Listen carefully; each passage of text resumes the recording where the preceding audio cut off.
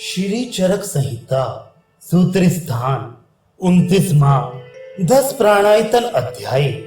अब इसके बाद 10 प्राणायतनीय नामक अध्याय की व्याख्या की जाएगी।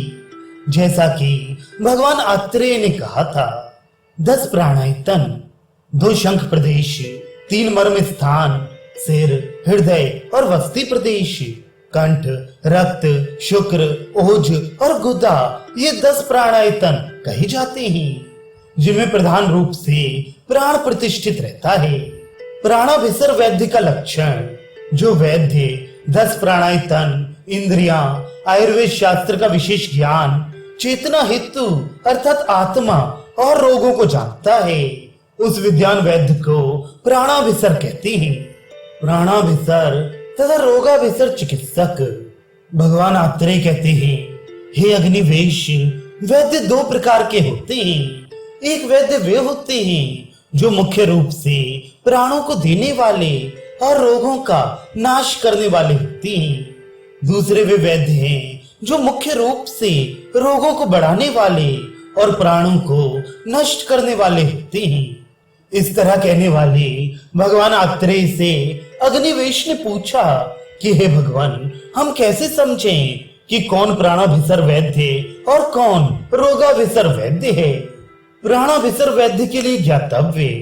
भगवान आत्रेय ने अग्निवेश से कहा, जो वैद्य अच्छे कुल में या वैद्य वंश में उत्पन्न हो, जो शास्त्र ज्ञान में संदेह रहित हो, जो चिकित्सा का प्रत्यक्ष कर्माभ्यास किया हो, निपुण हो, पवित्र रहता हो, यशस्वी कार्य चिकित्सक हो, या यदि शल्य चिकित्सक हो तो शस्त्र कर्म करने में हाथ ना कपता हो, जितात्मा हो, चिकित्सा कर्म में आने वाले सभी साधनों से संपन्न हो, सभी इंद्रियों से युक्त हो, रोगी और रोग के कारणों का जानकार हो, प्रतिपत्ति को जानने वाला हो, जिस रोग में जिस प्रकार की औषध उपयुक्त हो, रोगी को और किन आहार विहारों पर रखना हितकर होगा आदि का समुचित ज्ञान ऐसे वैद्य को प्राणाभिसर जानना चाहिए।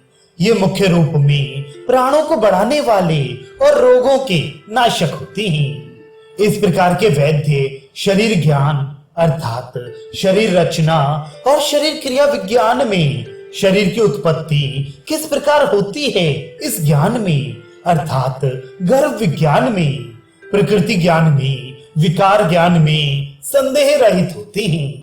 सुख साध्य, कृच्छ साध्य, याप्य और प्रत्याख्य रोगों का कारण, पूर्व रूप, लक्षण, वेदना, उपशय, इनकी विशेषताओं के ज्ञान में संदेह रहित होते हैं। 3 प्रकार के आयुर्वेदीय सूत्रों हेतु, लक्षण, औषध का संक्षेप और विस्तार के ज्ञान के साथ साथ 3 प्रकार जांघम, पारधिप, औद्विद, ये दैवप्य आश्रय, युक्तव्यपाश्रय, सत्वावजय के औषध समुदाय का व्याख्यान करने वाले होते हैं।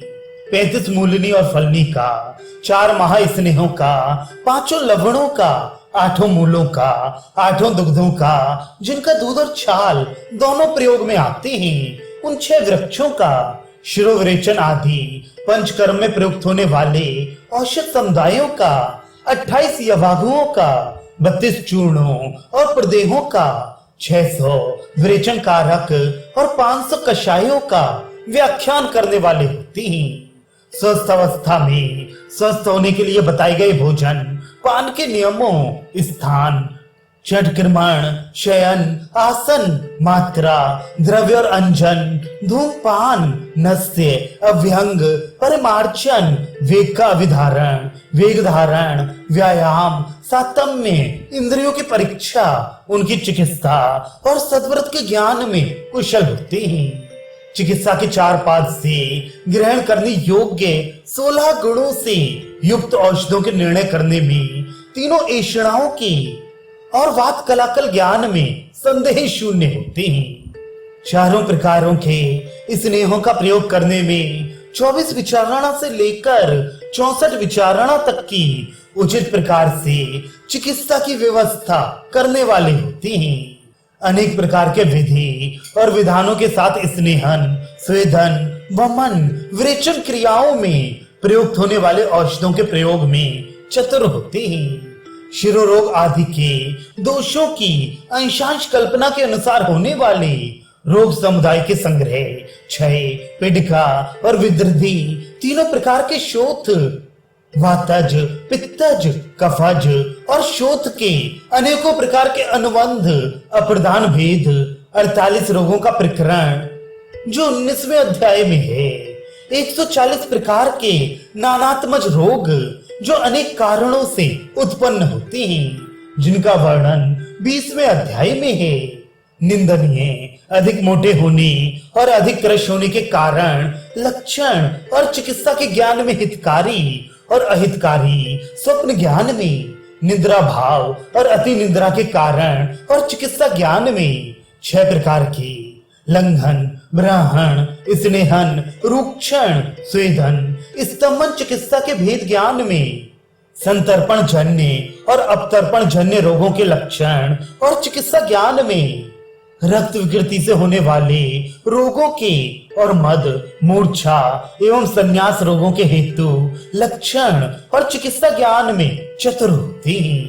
प्रकृति, करण आदि 8 आहार विधि विधान के निश्चय करने में, स्वाभाविक हितकर और अहितकर आहार विकार के प्रयोग ज्ञान में, प्रधान द्रव्यों के संग्रह ज्ञान में, 84 प्रकार के आसवों के ज्ञान और प्रयोग में, द्रव्य गुण कर्म के विनिश्चय ज्ञान में, रस अनुरस के आश्रयभूत द्रव्यों के संग्रह में, वैरोधिक अन्नपान के विकल्प ज्ञान में, 12 वर्गों में निर्दिष्ट अन्नपान और उनके गुण प्रभाव और अनुपान एवं उनके गुणों के ज्ञान में, 9 प्रकार के अर्थ अर्थात परीक्ष विषयों के संग्रह ज्ञान में, आहार की गति अर्थात पाचन, हितकर अहितकर आहार द्रव्यों के भेद से शुभ और अशुभ फल के ज्ञान में, धातुओं के आश्रित रोग और उनकी चिकित्सा संग्रह के ज्ञान में, इस 10 प्राणायतनीय अध्याय के विषयों के ज्ञान में और जो आगे के 10 महामूल्य नामक 30वें अध्याय में विषय कहे जाएंगे, उन विषयों के ज्ञान में, उसमें भी सभी तंत्रों के उद्देश्य और लक्षण ज्ञान में, तंत्र के श्रवण, ग्रहण, धारण, विज्ञान, प्रयोग, कर्म, कार्य, काल, कर्ता और करण, इन विषयों को समझने में चतुर होते हैं। स्मरण शक्ति, मति, शास्त्र वाक्यों की योजना, शास्त्रों के ज्ञान के साथ अपने शील और गुण की एकता से सभी प्राणियों के चित्त के अनुसार मित्र भाव के साथ माता, पिता, भाई, बंधु वर्गों के समान चिकित्सा करने में कुशल होते हैं। हे अग्निवेश, इन गुणों से युक्त जो कोई भी चिकित्सक होता है, वे मुख्य रूप से प्राणों को देने वाला और रोगों का नाश करने वाला होता है। रोगाभिसार वैद्य की परिभाषा, इन उपर्युक्त गुणों से विपरीत चिकित्सक रोगों को बढ़ाने वाले और प्राणों का नाश करने वाले होते हैं। वैद्य के स्वरूप में अपने को छिपाए हुए संसार के लिए कंटक स्वरूप होते हैं। ये प्रतिरूपक अर्थात वैद्य न होते हुए भी वैद्य के समान स्वरूप ग्रहण करने वाले वैद्य राजा के प्रमाद से देश में चलते फिरते हैं या देश को खा जाते हैं। रोगाभिसार के लक्षण, इन रोगाभिसार वैद्यों को पहचानने के लिए ये विशेष लक्षण होते हैं। उत्तम वैद्यों का वेश धारण कर विशेष रूप से अपनी प्रशंसा स्वयं करते हुए कर्म के लोभ से ग्राम की गलियों में या चिकित्सा कर्म में प्रवेश कर भ्रमण करते रहते हैं। यदि ये सुन लें कि कोई कहीं पर रोगी हो गया है तो चारों ओर से उस पर टूट पड़ते हैं, अर्थात स्वयं बार बार उसके घर जाएंगे। रोगी के भाई, बंधु, मित्रों से मिलकर अपनी प्रशंसा कर बिना बुलाए ही, बिना द्रव्य के ही बार बार जाने की इच्छा व्यक्त करेंगे और जाएंगे। रोगी को या रोगी के हितैषियों को सुनाई पड़ सके ऐसे स्थान पर जाकर अपने में रहने वाले उत्तम वैद्य के गुणों को उच्च स्वर से ऐसा कहते हैं जिसे वह सुन सके। जो चिकित्सक उस रोगी की चिकित्सा करता है उसके दोषों को बार बार उदाहरण देकर कहते हैं। जो व्यक्ति रोगी के मित्र हों, उनसे प्रसन्न करने योग्य बातें करके, चुगली करके, उनकी सेवा करके इत्यादि कारणों से उन्हें अपने वश में करना चाहते हैं, अपने आप को निर्लोभी प्रसिद्ध करते हैं।